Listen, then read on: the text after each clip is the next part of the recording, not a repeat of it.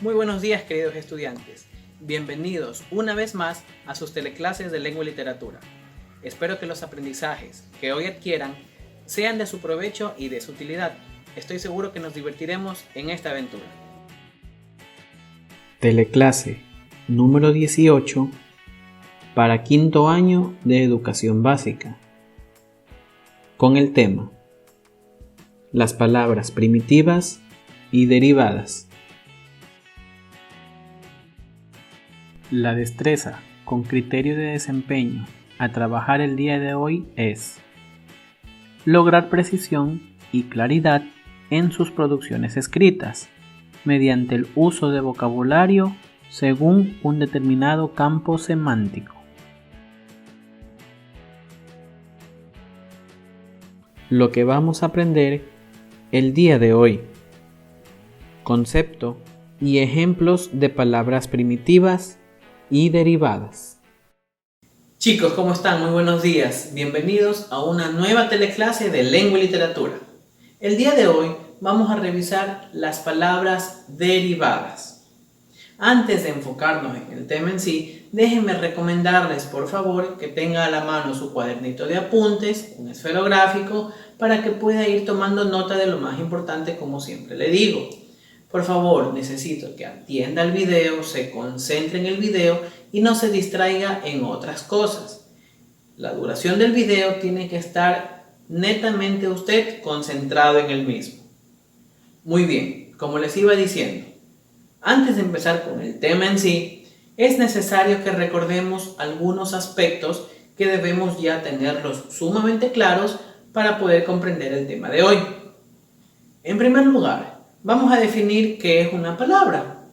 Una palabra es una unidad lingüística que posee un significado. Todos conocemos las palabras, ¿verdad? Una palabra está conformada ¿por qué? Por la unión de varias sílabas. Y a su vez, las sílabas no es otra cosa sino la unión de varias letras, o en algunos casos una letra sola. La combinación de diversas palabras en un orden y en un sentido lógico nos permite crear las oraciones. Muy bien, ahora las palabras están formadas de dos partes, de un lexema y de un morfema. ¿Qué era el lexema? El lexema también se lo conoce como raíz. Este es la parte de la palabra que no se modifica, que permanece invariable, que no cambia. El lexema contiene el significado puro de una palabra. Ahora, ¿qué era el morfema? Estos son los prefijos o los sufijos que se añaden a la raíz o al lexema de una palabra. ¿Para qué? Para crear nuevas palabras. Es decir, el lexema es la raíz y el morfema son las cositas que se les pone al lado, prefijos y sufijos, para que se creen nuevas palabras. Por ejemplo, la palabra deporte es una palabra simple que está formada por el lexema deport. De ella se derivan otras palabras a las que se denominan como palabras derivadas. A través de algunos ejemplos como deportista, deportivo, podemos observar lo que les estoy manifestando. De esta forma, el lexema deport se ha mantenido intacto. Lo único que ha cambiado es el morfema. Para que ustedes puedan ver e identificar cuál es la raíz, les he puesto de un color amarillo la misma para que exista una mejor comprensión. Ahora, habíamos hablado también de prefijos y sufijos. Estos son elementos gramaticales que nos ayudan a modificar el significado del término que acompañan. Tanto los prefijos como los sufijos carecen de autonomía. Es decir, chicos, no se los puede utilizar por sí solos, sino que siempre deben ir unidos a una palabra.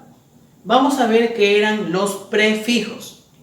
Estos son aquellos elementos gramaticales que se van a colocar delante de una palabra y, como ya lo dijimos, van a modificar su significado. Veamos por favor algunos casos de los prefijos más conocidos. Tenemos el prefijo bi. ¿Este qué significa? indica que algo se repite dos veces o significa dos. Por ejemplo, la palabra bicicleta o bidireccional, que tiene dos direcciones.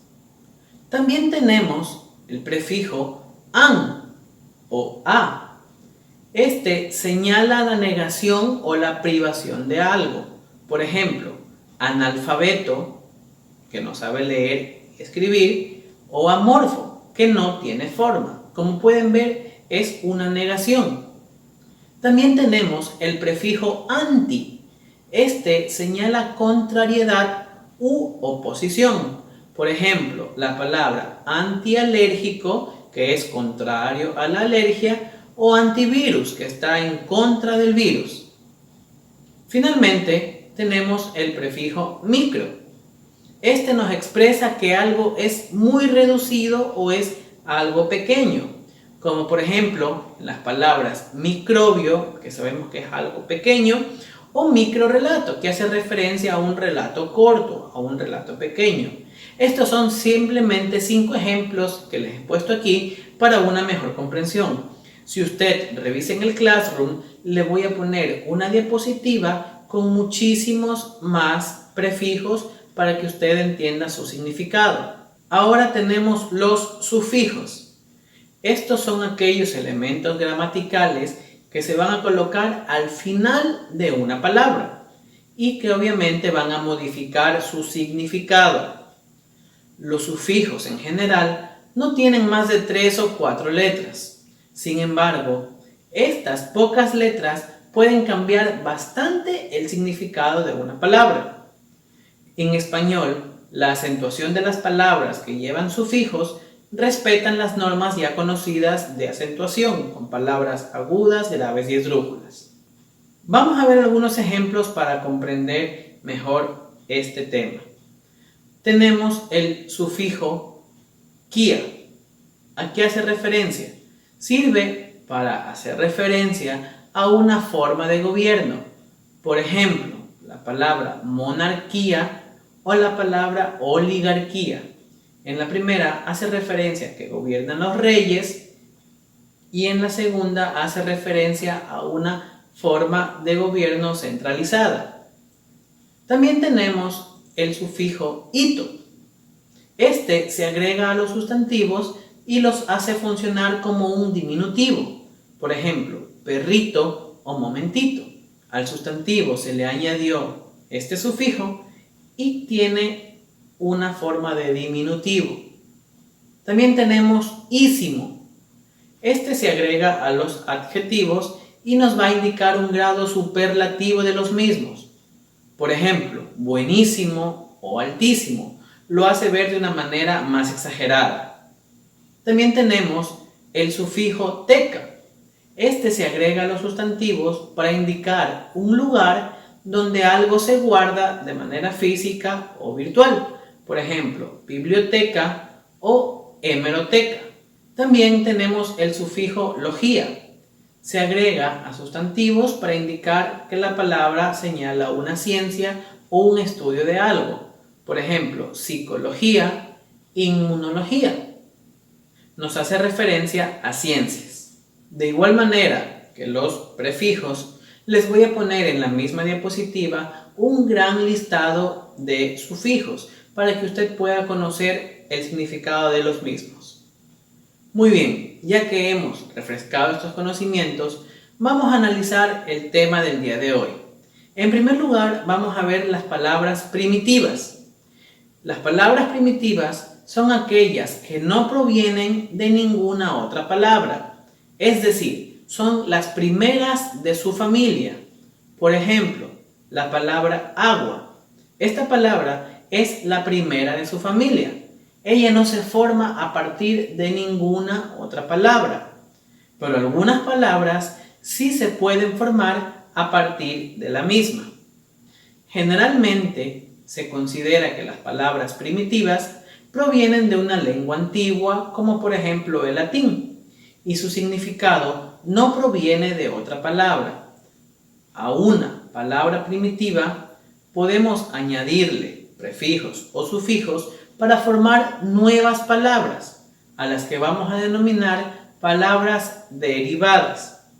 Las palabras primitivas son las que tienen el concepto general de la palabra y a partir de ellas se van a formar nuevas palabras que tengan que ver con ese concepto.